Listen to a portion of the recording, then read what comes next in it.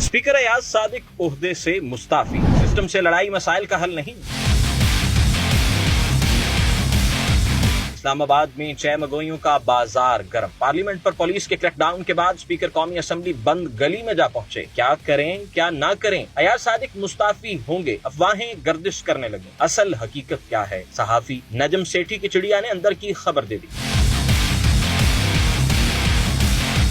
Parliament में crackdown और PTI रहनुमाओं की गिरफ्तारी का मामला संगीन हो गया। वजीर आजम मामले पर खामोश हैं तो स्पीकर अयाज सादिक की जानिब से भी सुनने में आ रहा है कि वो इस्तीफा दे दें। इस हवाले से सीनियर सहाफी और तज्जियाकार नजम सेठी ने बड़ा इंकशाफ कर दिया। उन्होंने कहा कि ऐवान में बिलावल भुट्टो का बयान बहुत अहम है कि जो हुकूमत आज कर रही है वो कल इसके साथ भी हो सकता है। दूसरी जानिब एस्टेब्लिशमेंट भी हुकूमती इकदाम से खुश नहीं, क्योंकि सारा मलबा तो उन पर डाला जा रहा है। अब अगर हुकूमत ही ने कुछ नहीं करना तो फिर कोई अपनी हुकूमत ले आते हैं। नजम सेठी ने कहा कि हुकूमत पर अपोजिशन का भी दबाव है और दूसरी जानिब से भी प्रेशर। इसी वजह से अयाज सादिक ने ये बात की है कि वो क्या करें, बेहतर है वो इस्तीफा ही दे दें। नजम सेठी ने कहा कि जिस दिन अयाज सादिक का इस्तीफा आया वो हुकूमत की जाने की शुरुआत होगी, लेकिन एक बात क्लियर है कि इस्तीफा देंगे नहीं बल्कि मांगा जाएगा। दूसरी जानिब स्पीकर कौमी असम्बली अयाज सादिक से तहरीक इंसाफ की गिरफ्तार अरकान की मुलाकात की अंदरूनी कहानी सामने आ गई, जिसमें पीटीआई अरकान अपनी अपनी आप बीती बताते रहे। जराये के मुताबिक मुलाकात में एमएनएज ने कहा कि उनके साथ रवैया ऐसा था जैसे वो कोई बड़े मुजरिम हो। जवाब में स्पीकर अयाज सादिक ने कहा कि आपके अरकान की जानिब से इदारों के खिलाफ बात की जाती है, बार बार ऐसी गुफ्तगू मुनासिब नहीं, सिस्टम के साथ लड़ाई से मसाइल हल नहीं होते।